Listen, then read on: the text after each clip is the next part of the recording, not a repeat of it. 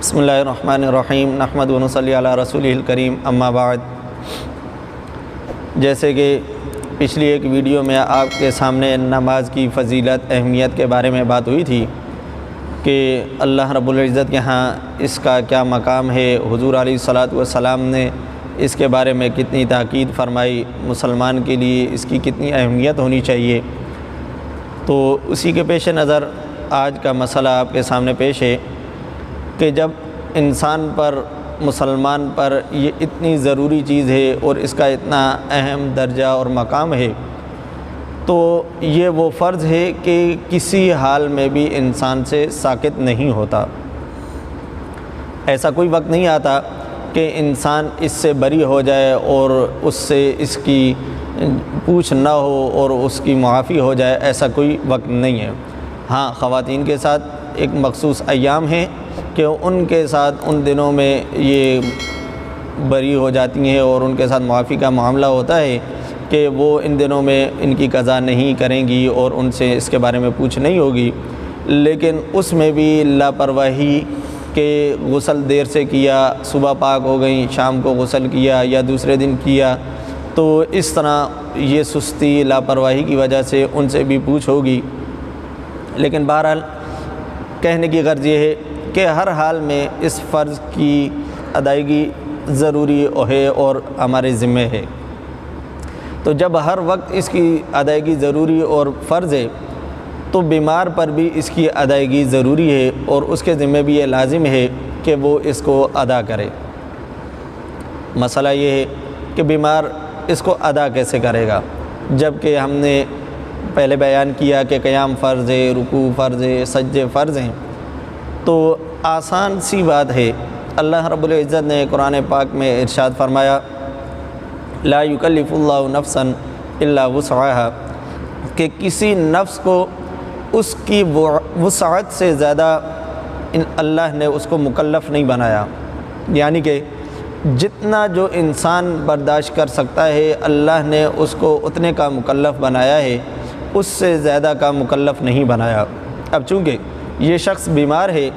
تو اب بیماری کی حالت میں اس سے اتنا ہی پوچھا جائے گا جتنا وہ کر سکتا ہے۔ اگر وہ شخص کھڑے ہو کر نماز ادا کر سکتا ہے تو اس کو چاہیے کہ وہ کھڑے ہو کے ادا کرے، کھڑے ہو کے نہیں کر سکتا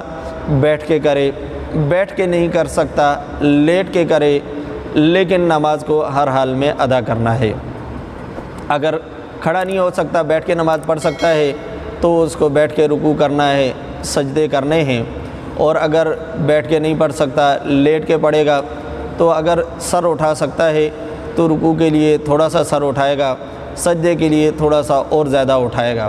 اسی طرح اگر بیٹھ کر پڑھ رہا ہے لیکن رکوع سجدہ بھی نہیں کر سکتا، مکمل سجدے میں نہیں جا سکتا، تو تھوڑا سا سر جھکا کے رکوع کر لے اور تھوڑا سا زیادہ جھکا کے سجدہ کر لے۔ بہرحال کہنے کی غرض یہ ہے کہ بیمار پر بھی کسی حال میں نماز ساکت نہیں ہوتی۔ اگر کوئی شخص ایسا ہے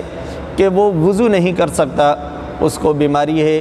اس کو پانی سے منع کیا گیا، ڈاکٹر نے منع کیا کہ آپ پانی استعمال نہیں کریں، یا ناپاک ہو گیا لیکن پانی استعمال نہیں کر سکتا، ڈاکٹر نے منع کیا ہے کسی بیماری کی وجہ سے یا کسی زخم وغیرہ کی وجہ سے، تو اگر اس جگہ کو چھوڑ کے باقی جگہ کو دھو سکتا ہے تو باقی جگہ کو دھوئے گا اور اس جگہ پر مسح کرے گا۔ لیکن اگر بیماری ایسی ہے کہ بالکل مکمل طور پر پانی سے بچنے کا کہا گیا ہے، تو اب اس شخص کے لیے یہ ہے کہ یہ تیمم کرے اور پھر اب نماز ادا کرے۔ لیکن ایسا نہیں ہے کہ یہ بے وضو ہے یا ناپاک ہے، غسل کی حاجت ہے تو اب اس کو جو ہے نماز معاف ہو جائے گی، ایسی کوئی صورت نہیں۔ تو مقصد یہ ہوا کہ چاہے وضو کر سکے نہ کر سکے،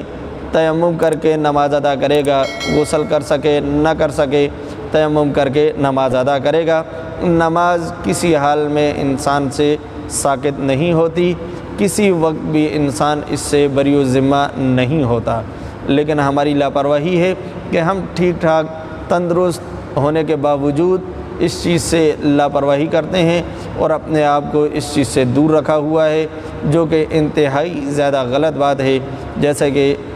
پیچھے بھی